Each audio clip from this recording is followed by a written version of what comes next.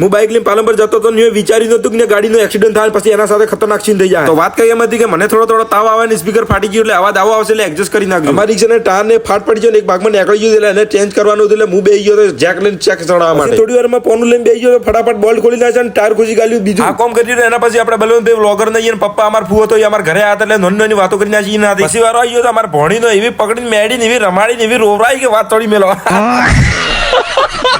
મારે જવાનું હતું પાલનપુર ને અશ્વિનભાઈ ને જવાનું હતું લાઇબ્રેરી વાંચવા. આમી નીકળી ગયા હતા ગોમ બાજુ દોચવાડા બાજુ. કોલોની જતા અચાનક અમને મળી ગયા એમએચ રાઇડર એ નાતે અડધો કલાક તો ઉભો વાતો કરીને આજે ઘણા દાડા મળ્યા હતા. પાલનપુરમાં મેડી પોલીસ પાસે એક ખતરનાક એક્સિડન્ટ થયો હતો. ગાડીનો એન્જિન બેન્જિન બહાર આવી ગયું, ઓઇલ બેલ બહાર આવી ગયું, પણ ડ્રાઈવરને બીજે કશું કોઈ લાગ્યું નથી. પરવાળાની મહેરબાની હતી એટલે બધા સહી સલામત હતા, કોઈને લાગ્યું નતું ગાડી સિવાય. રાત જ હું પહોંચી ગયો રાહુલ સંજુડા પાસે. અહીંયા જઈને ટાઈમ પાસ કરી નાખ્યો છે કે મૂડ ફ્રેશ કરી નાખ્યો. એકલો હતો એટલે કંટાળો હતો. પાલનપુર હું મારું કોમ પટીને નીકળી ગયો ઘર બાજુ. ઘેર પહોંચતા જ મોમન ભોણી છે કે નહીં છે. થોડી વાર પછી હું મારા દાદીમાં અમાર ભોણી ત્રણ ભેગા થઈને વાતાનો એવા વડા કરે, એવા ટોટા માર્યા વાત છોડી મેલો શું કેવું. અને એવામાં મારા બાપોને અમારા ભોણીને એટલું બને કે અમારા ભોણી કોઈ ના પાસે ખુશ ના થાય એટલી તો રાજી નાખવા મળે પાછી. દોત ગાડે દોત આયા નહીં તોય.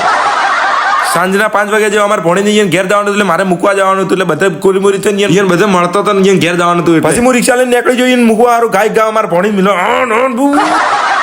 મારે બની ને અમારે ભોણી બે શું વાતો કરી કોઈ અમને તો ખબર જ નથી પડતી. એની પાછળ કલબલ કરે ધોચીવાડે આવ્યો કે મને તો હકો મળી ગયો. હકો શું કે ખબર લ્યો આપડી લ્યો.